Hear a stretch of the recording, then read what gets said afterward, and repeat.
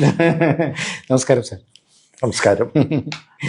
Civil service മേഖലയിൽ കേരളത്തിൽ ഏകദേശം 20 വർഷം, അത് കഴിഞ്ഞ് UN സിവിൽ സർവീസിൽ 20 വർഷം.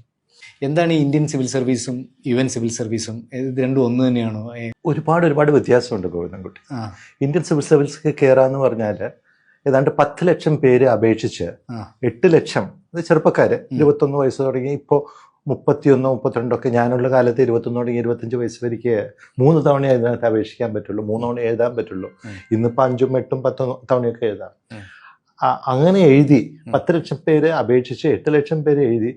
അതിൽ നിന്ന് ഏതാണ്ട് 15,000 പേരെ മെയിൻസിലേക്ക് വിളിച്ചവർ 8 ലക്ഷത്തിൽ നിന്ന് 15,000 പ്രിലിമിനറിയിൽ കുറയ്ക്കുകയാണ്. പ്രിലിമിനറിയിൽ 1000 അല്ല, പ്രിലിമിനറിയിൽ ഈ 8 ലക്ഷത്തിൽ നിന്ന് 15,000 കുറച്ചിലെത്തും.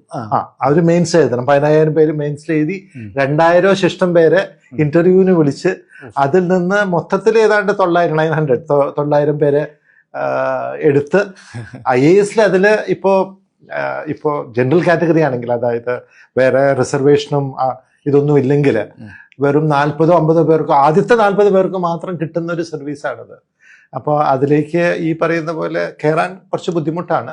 പക്ഷെ ഒരു IAS ആക്കുന്നത് ഈ പരീക്ഷയല്ല. പരീക്ഷയുടെ ഉദ്ദേശം ഇത്രയേ ഉള്ളൂ: 10 ലക്ഷത്തിൽ നിന്ന് 40 കുറയ്ക്കുക, അല്ലെങ്കിൽ 100 കുറയ്ക്കുക, ഫിൽട്ടർ ചെയ്യുക, എലിമിനേഷൻ ഇല്ലാതാക്കുക എന്നാണ്, ഉന്മൂലനം ചെയ്യുക എന്നുള്ളതാണ് അതിന്റെ ഉദ്ദേശം. IAS ഞങ്ങൾ സിവിൽ സർവൻസ് ആക്കുന്നത് 2 വർഷത്തെ മസൂരിയിലത്തെ ട്രെയിനിങ്, അതിലത്തെ 1 വർഷം അവിടെയും 1 വർഷം നാട്ടിലും.